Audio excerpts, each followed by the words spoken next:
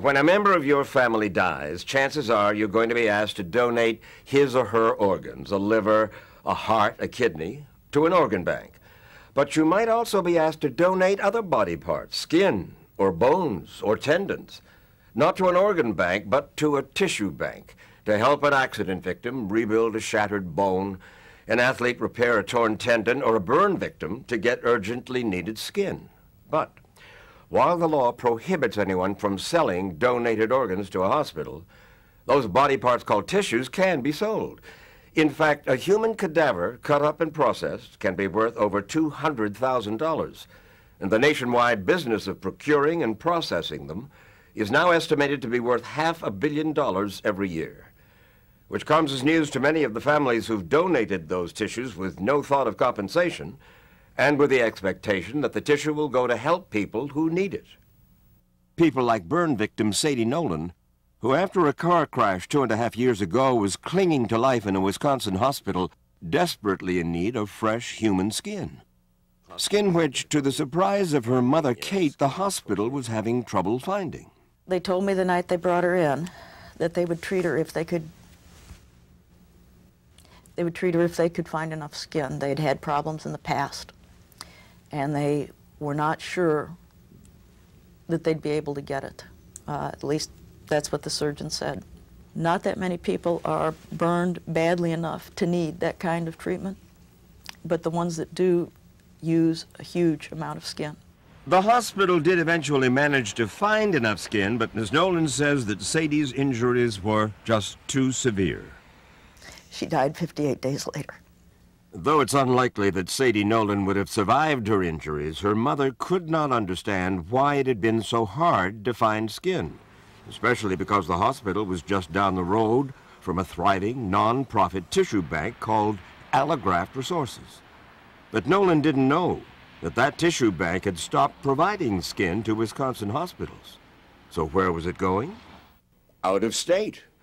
According to an anonymous letter to the FDA, although that tissue bank was non-profit, it was in fact being run by a for-profit human tissue company in Florida called Regeneration Technologies, RTI.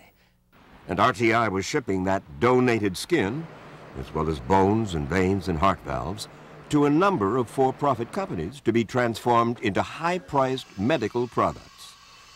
And Kate Nolan was shocked to learn that one of those companies turns human skin into products that can be used for cosmetic procedures. Let me put it to you in the simplest terms. Sadie died at UW Hospital. Her surgeon worried about getting enough skin to treat her. Yeah. At the same time, skin donated at the UW Hospital was sent out of state to this company that was making something that would not help my daughter. I can't imagine how indignant, how outraged she would feel about that. Pat Peterson can. When her 18-year-old son Zach died, she donated his tissues to that same Allograft Resources tissue bank. What did she consent to donate? The bones, the skin, the heart valves, everything that could be used. Eyes. Eyes, yes. Yes, his beautiful eyes. Mrs. Peterson believed her son's body parts would go to save someone's life. But when she learned that they were in fact being shipped away to for-profit tissue companies... I cried for 2 days. I couldn't stop. You cried because?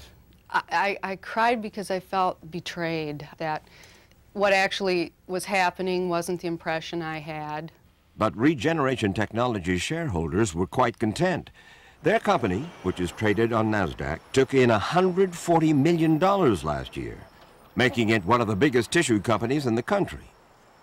And RTI had helped create and fund that non-profit Allograft tissue bank in Wisconsin, which provided RTI with valuable body parts from donors like Zach Peterson.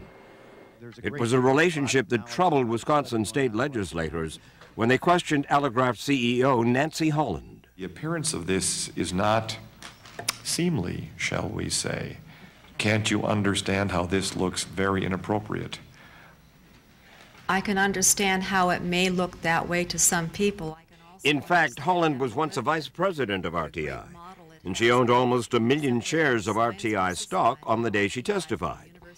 Ms. Holland refused to talk to us about it, But Bill Anderson, CEO of LifeNet, a non-profit tissue bank in Virginia, found that whole situation in Wisconsin disgusting.